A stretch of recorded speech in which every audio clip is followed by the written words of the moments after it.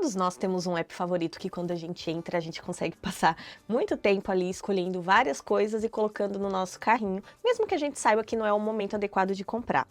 O problema é que às vezes a gente fecha esse app, sai para fazer outra coisa e do nada a gente volta e simplesmente compra tudo que estava ali no carrinho. Sim, nós estamos falando de consumo impulsivo e hoje nós vamos entender por que isso acontece e como resolver isso de uma maneira bíblica, usando princípios bíblicos e também o nosso C.S. Lewis, porque ele tem muita coisa para nos ensinar nessa conversa de hoje.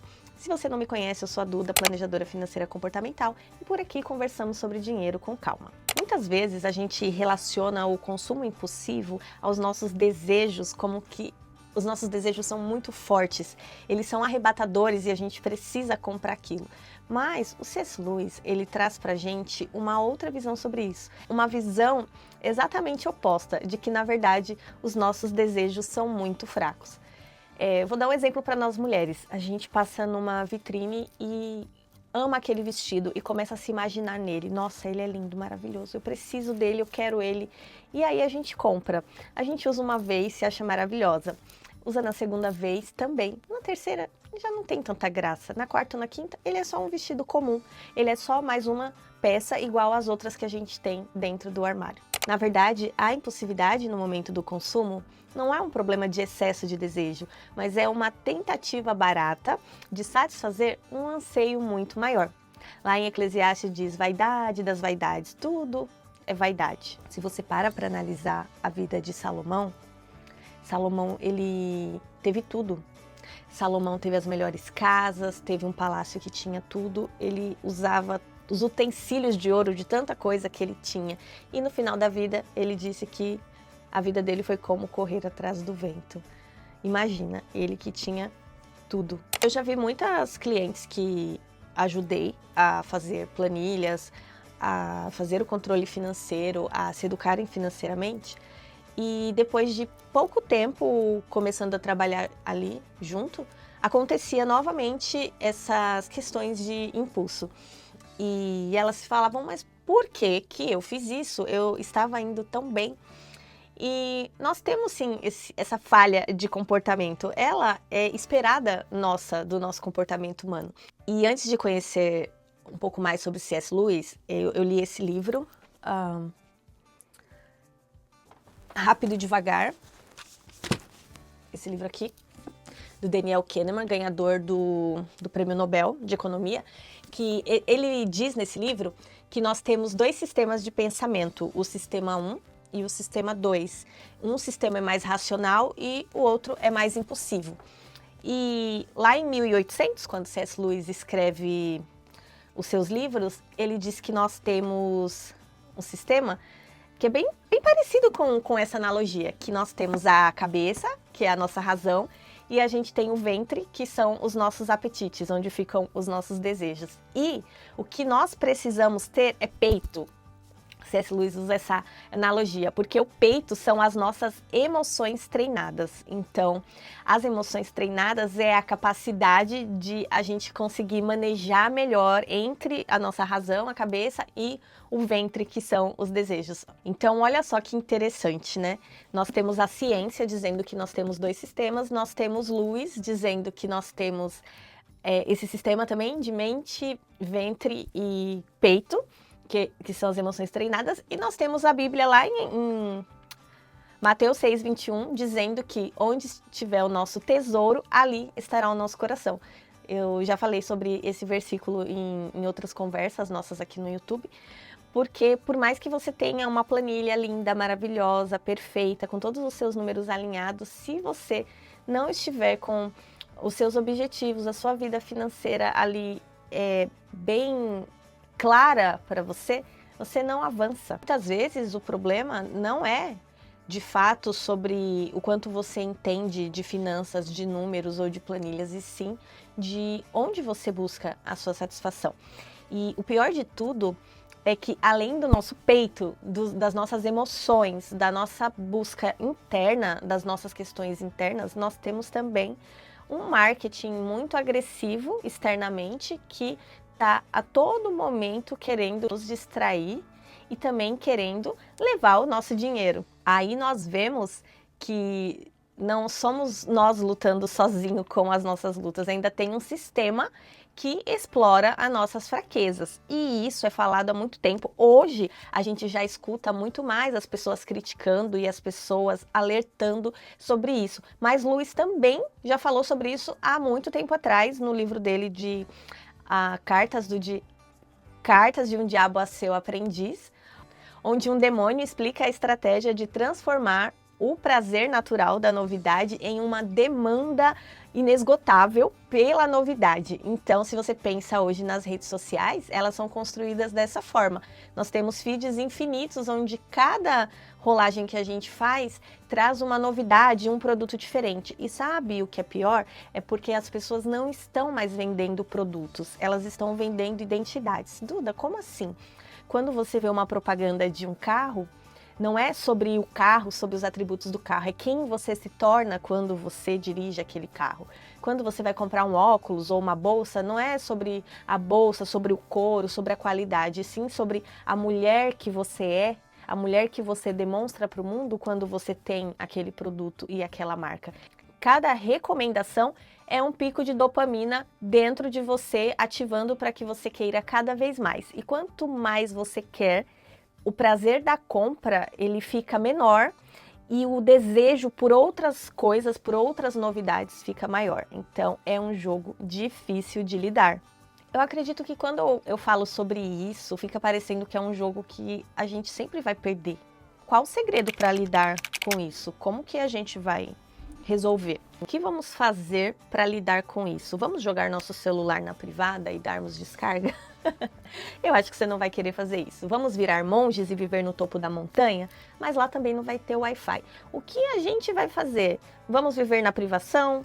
Vamos nos converter ao asceticismo? Nada disso. O que a palavra fala? Qual é o segredo bíblico?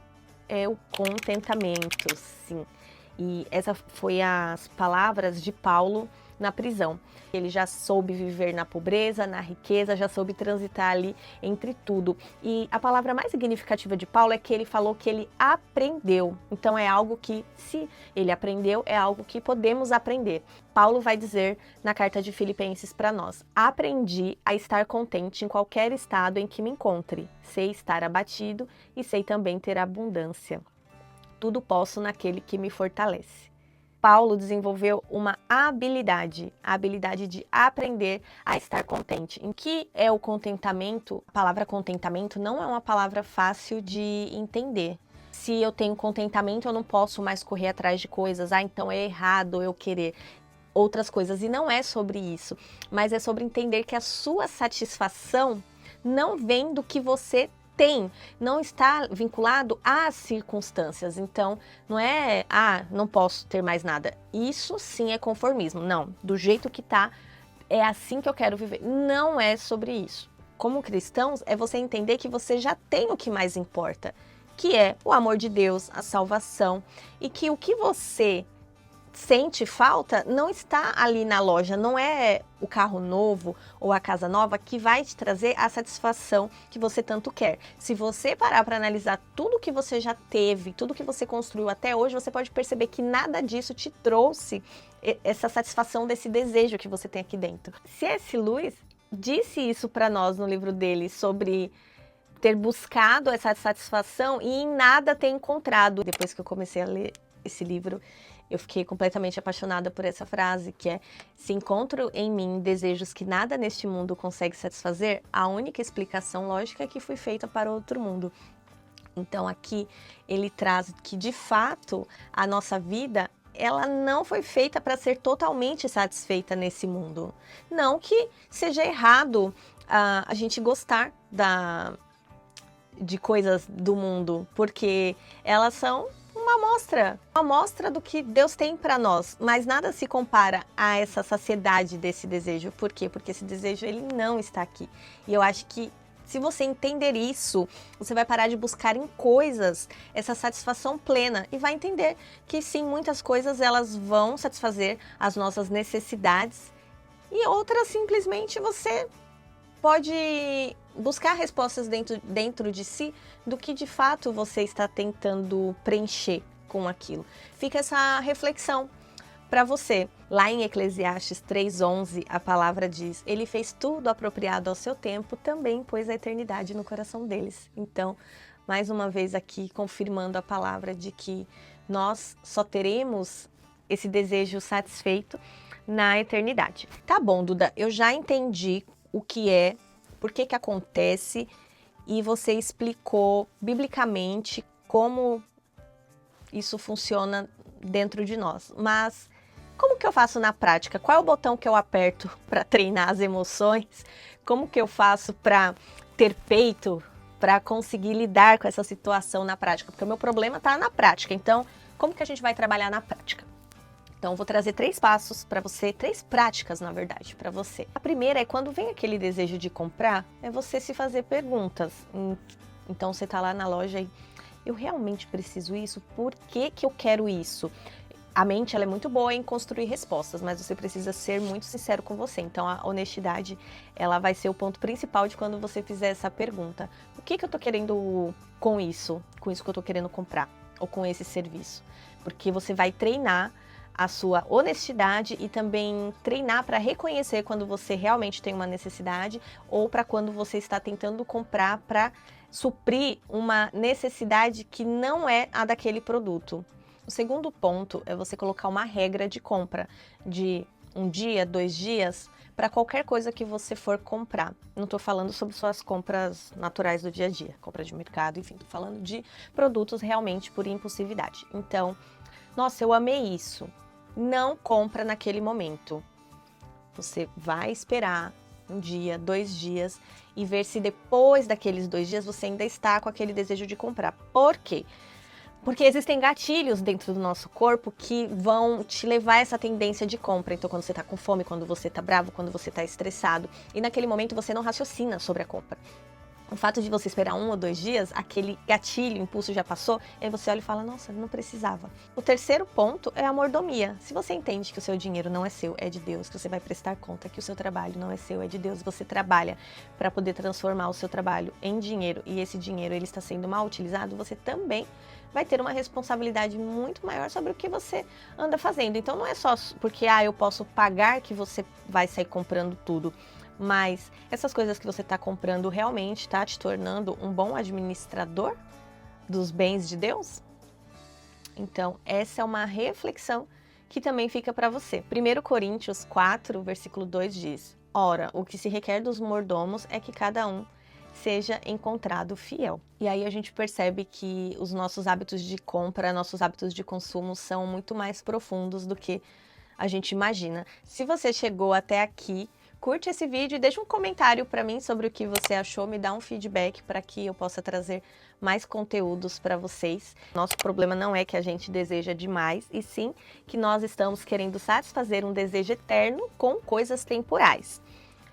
E o nosso segredo é o contentamento, não é a privação, não é o conformismo, mas é a paz de saber que a gente já tem o que importa e entender quais as motivações que tem por trás dos nossos desejos de compra. Paulo aprendeu isso na prisão, Salomão aprendeu isso depois de ter praticamente tudo, C.S. Lewis também aprendeu depois de buscar a alegria em muitas coisas. Ele era um ateu, lembrando, e ele se converteu ao cristianismo e foi um dos escritores que mais impactaram no século XX. E impacta até hoje. Eu estou aprendendo e já estou compartilhando esse conhecimento e espero que você também, através dessa conversa, tenha entendido melhor e também possa aprender e levar isso também para outras pessoas. Espero que esse vídeo tenha sido útil para você, que Deus abençoe sua vida e até a próxima.